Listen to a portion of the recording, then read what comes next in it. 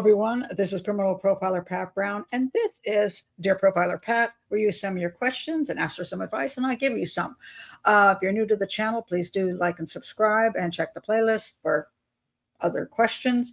And this is about travel because a lot of people ask me questions, because I've traveled so much in my life for work and for pleasure. And I've even I've given tours to older women and so in other countries. So people think, well, you might know something about travel, and I think I do. So this is part of my travel series, and this question is, Dear Profiler Pat, how do I meet people when I travel alone? I get lonely, and having traveled alone a lot of my life, yeah, being lonely when you're doing business and traveling, or you're on a vacation by yourself, yeah, it can get lonely. And it depends what category you're in, mind you. If you're in the youthful category, where you're, I don't know, 20s, teens, late teens, 20, 30, you're in a much better situation because you can go places where young people gather, and young people more easily get to know each other. Obviously, bars are a place people go to Cancun and in Mexico, and they go to the bar and they meet all these people, and you drink tequila and you get drunk and you hang out together and you party together, you dance together. You can go to a club and people ask you to dance or whatever. You ask somebody else to dance, and you can do that. And going to youth hostels, excellent, because there's tons of people your age at a youth hostel, so you're one of them. And they often have little trips that you can do. The hostel will have trips, and so you can say, oh my gosh, we're going to go on this hike, and so you join that hike and you get to go with all those people. And a lot of people who are in youth hostels are traveling by themselves as well. So if you're young, this video is really not for you. You're already good to go. Just do those things, okay? That's it. But if you're older, oh Lord, it's a whole different situation. And I have traveled for work, traveling alone for work, probably in my 40s, and continuing on, and through my 60s. And I've traveled alone just because I wanted to go someplace. And occasionally I've been able to have a friend that goes with me, and that I have loved that. I've always loved having a friend with me. And I had a friend I used to travel with a lot.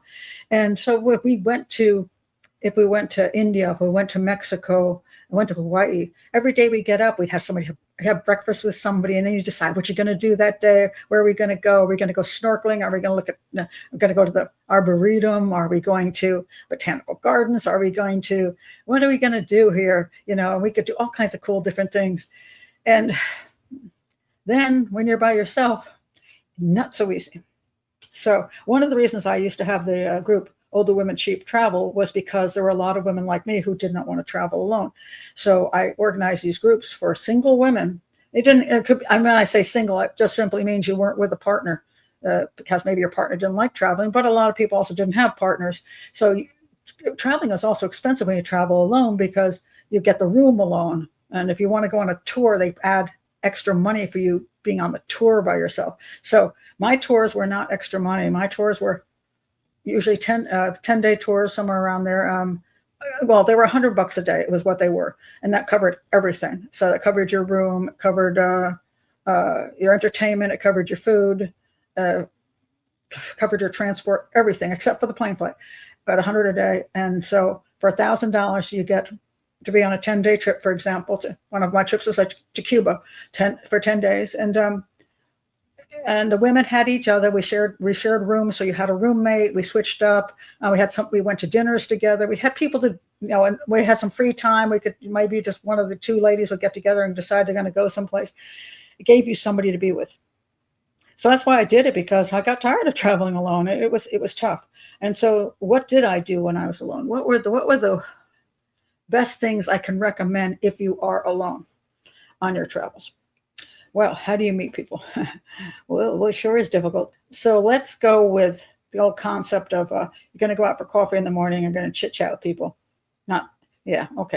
Pretty much no. I mean, I've never understood that concept. The people, the barista will talk to you for a second. You sit and have your coffee by yourself. You can say something to the person next to you.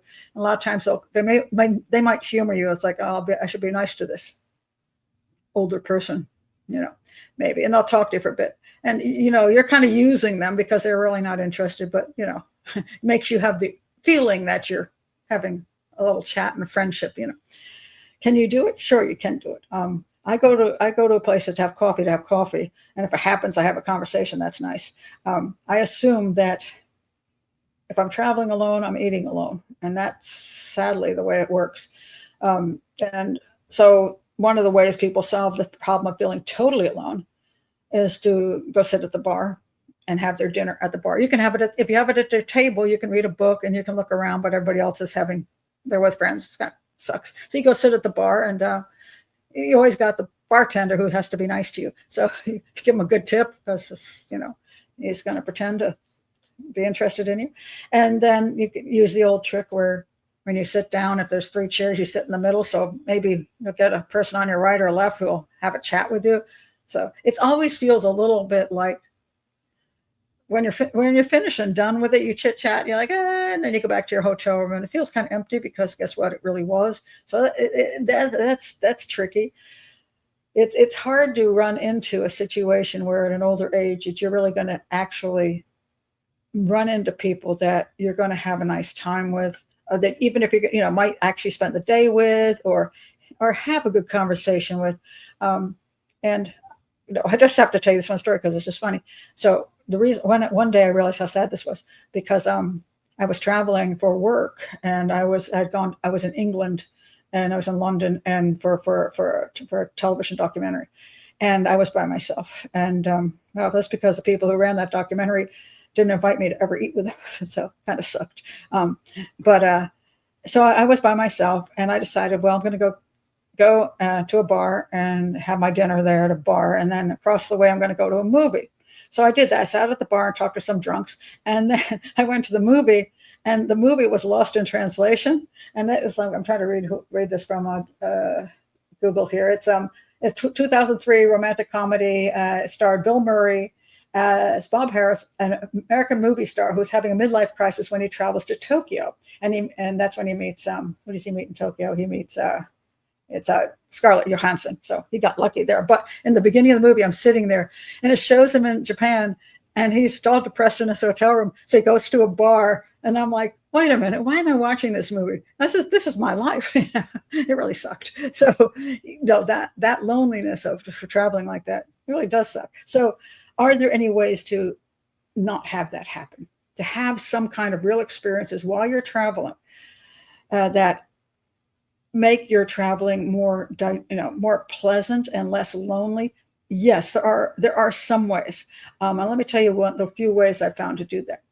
Oddly enough, youth hostels aren't a bad choice as a place to stay, because in spite of the fact that most of them are youths, some of them are friendly, and some of the people that are older that do stay there, like yourself, are friendly too. And theoretically, at least, people are sitting around, and sometimes they're eating in the kitchen together. So it's a little more homey. So you feel a little bit more, like you have some people around you can connect with in some way. And my favorite time was I was in Nicaragua, and stayed at this hostel. And I walked outside, and there was a fellow sitting on the front steps. He was from India, and he was like 30. And I sat down next to him, and I just chatted with him. I said, are you visiting from India? And he said, yes. And we talked about India a little bit. And then he said, you want to go get a beer?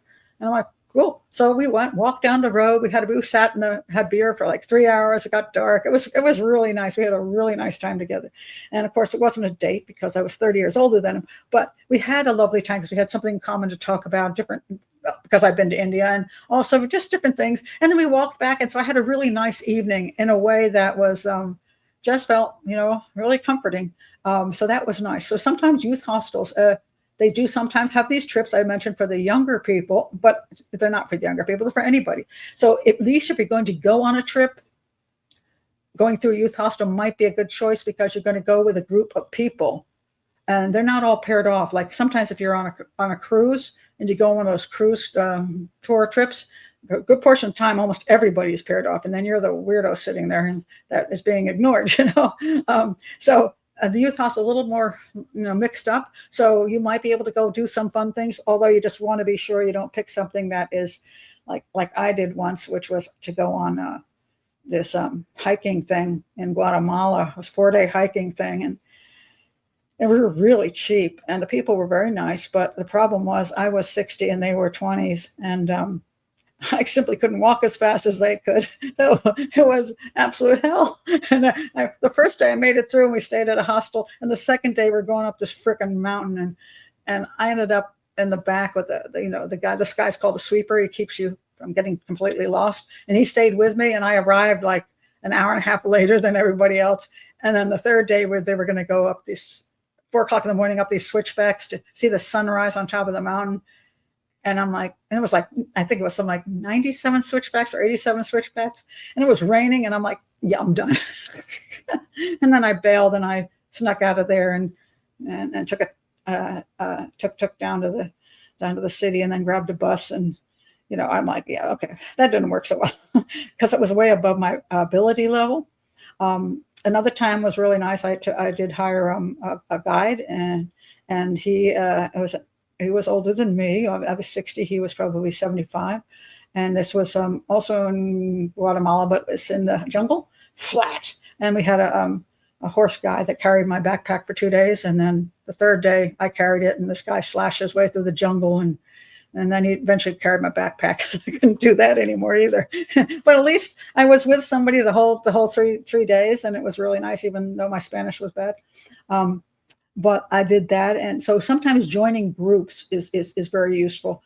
There's sometimes they have these, it's over on Airbnb. They got Airbnb like experiences.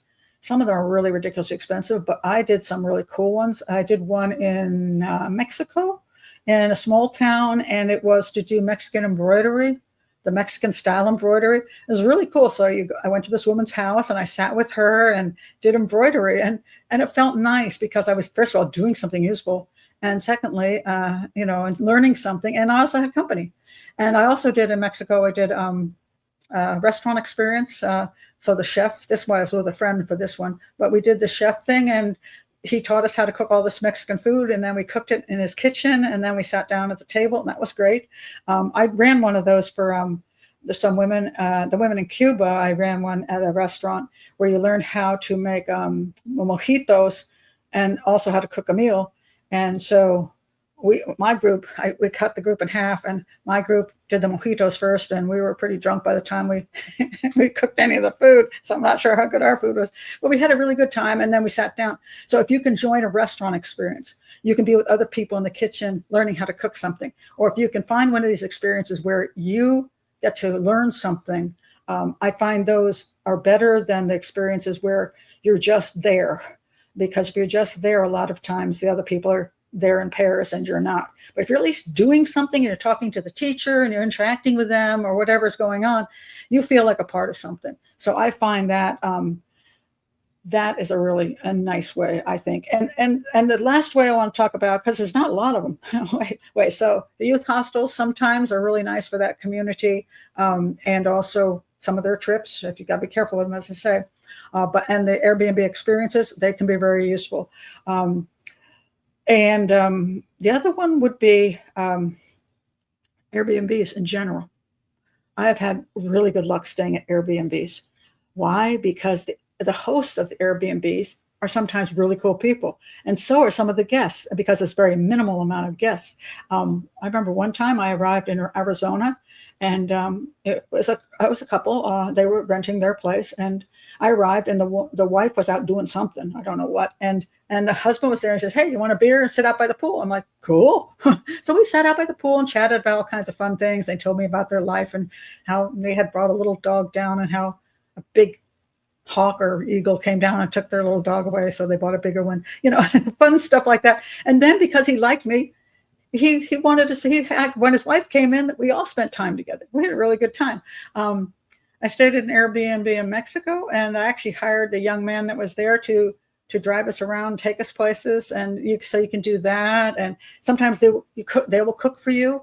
So you'll eat dinner or breakfast with people. Some of these are just breakfast only, but again, at least it's breakfast where if they're cooking a real breakfast, you sit around with the other guests, and you get to know the other guests. And if you're by yourself and you're staying at an Airbnb that has maybe a few different guests, you never know. Those places, you not only might you have some interaction with the hosts, but you also might get to know one of the other guests and say, hey, you want to go visit this place today, and you want to go to this pyramid today with me? And they might say sure. So to me, those Airbnbs are your better bet. It depends what kind of Airbnb it is. Okay, you got to pick an Airbnb that is likely to have people around that you would like to experience it with.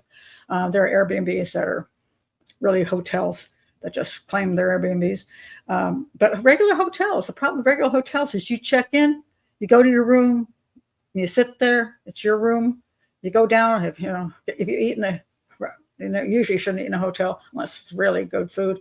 And, you can go to hotel bars about a bunch of drunk businessmen who are lonely and want to go to bed with you usually, but not with 60-year-olds. But anyway, so it's, hotels. I have never, I even for business, I stopped using Airbnbs. I stopped using hotels.